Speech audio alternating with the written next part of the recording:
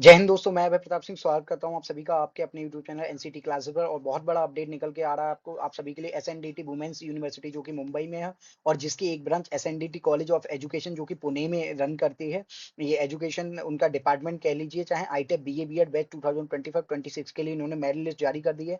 इन्होंने Google form के through अपने रजिस्ट्रेशन लिए थे और जब गूगल फॉर्म से भी इनके रजिस्ट्रेशन पूरे नहीं हुए तो इन्होंने स्टूडेंट्स को डायरेक्ट कॉल करी और उनसे कहा क्या आप एडमिशन लेना चाहते हैं। और जिस जिस स्टूडेंट ने अपनी वीकेंड से कंसेंट दिया कि हाँ हम एडमिशन लेना चाहते हैं, उन लोगों के लिए आप देख सकते हैं ओपन कैटेगरी में ही सबसे ज्यादा जो स्टूडेंट मिलेंगे वो ओपन कैटेगरी में मिलेंगे। और क्योंकि जो रिजर्वेशन का रहता है वो आपको जो रिजर्वेशन है वो जो वहाँ के जो स्टूडेंट हैं we can say Maharashtra home state के स्टूडेंट हैं, सिर्फ उन्हें रिजर्वेशन की ऑप्शन मिलता है। और ये तो पहली मेरिट लिस्ट है, अभी इनकी एक से दो कम से कम दो तीन मेरिट लिस्ट और आएंगी। और कट ऑफ्स आप देखिए जनरल कैटेगरी में, ये देखिए 336। मैंने कहा ना जिन लोगों के मार्क्स कम है एसएनडीटी में जरूर अप्लाई करें। अब 336 ये लोएस्ट अभी गई है।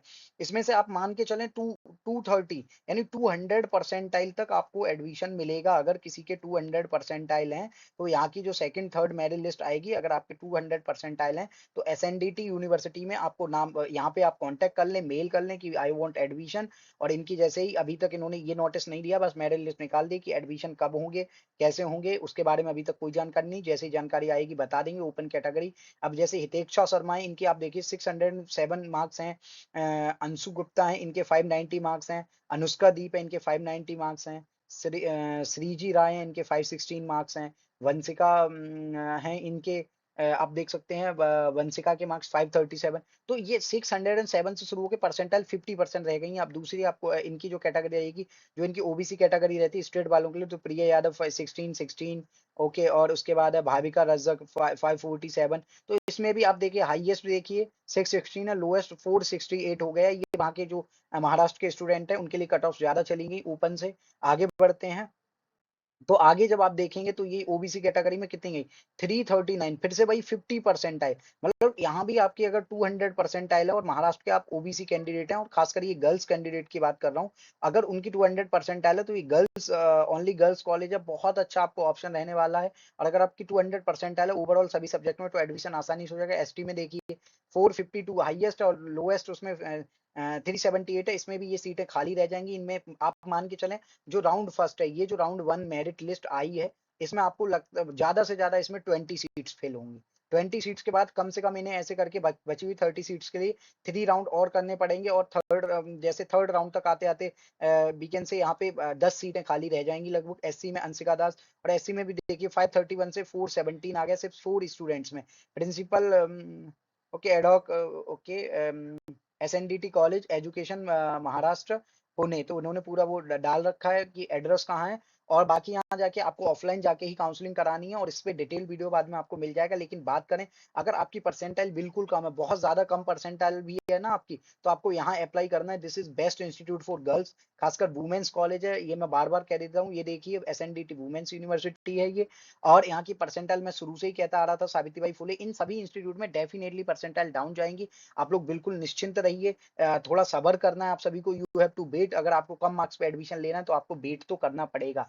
वेट मैंडेटरी है, मैं शुरू से कहता आ रहा हूँ। चाहे आपको आईआईटी में एडमिशन लेना है, एनआईटी में लेना है या किसी ऐसे, अगर आपके मार्क्स बहुत ज्यादा लो हैं, बहुत ज्यादा लो स्टूडेंट के लिए और भी जो इंस्टीट्यूट हैं जैसे कुमाऊं यूनिवर्सिटी है, इसमें आप ले सकते हैं। जीबीयू में आपकी अभी पहले राउंड में ही, जब पहले राउंड में कट ऑफ जो, और दूसरे राउंड तक आते आते जो कट ऑफ है, जो जिनके जीबीयू में एडमिशन होंगे वो 60 मतलब 50+ परसेंटाइल अगर किसी की है, सेकंड राउंड में सेकंड फेज जो एडमिशन होंगे, अगर किसी की 50+ परसेंटाइल ओवरऑल होगी ना उनके फॉर्मूले के हिसाब से जीबीयू के, उनका एडमिशन बहुत आसानी से हो जाएगा, बहुत ज्यादा आसानी से। बुंदेलखंड यूनिवर्सिटी में अगर आपके 200 परसेंटाइल के करीब है, आसानी से एडमिशन होगा।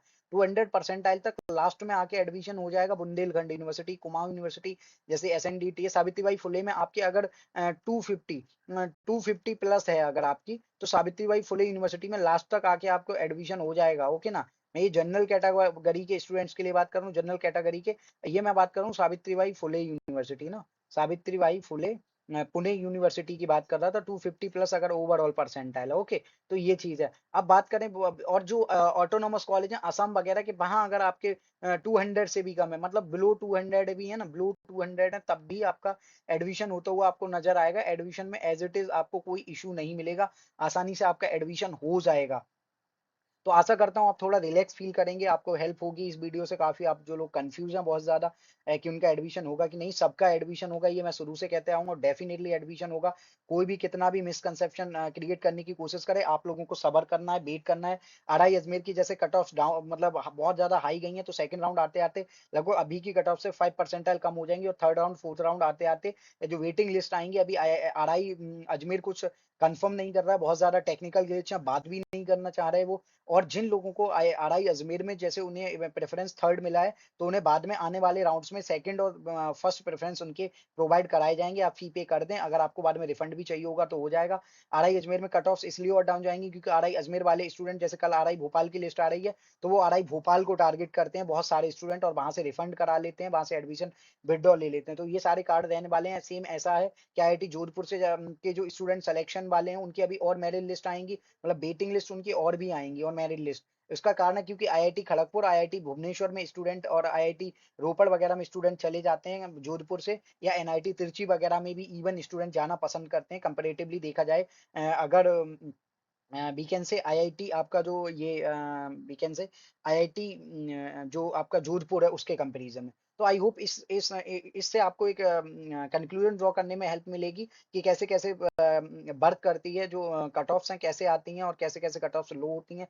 आने वाली मेरिट लिस्ट का आपको वेट करना है। एनआईटी वारंगल की भी मेरिट लिस्ट जल्द आ जाएगी और जैसे ही मेरिट लिस्ट आएगी अपडेटेड वीडियो आ जाएगा।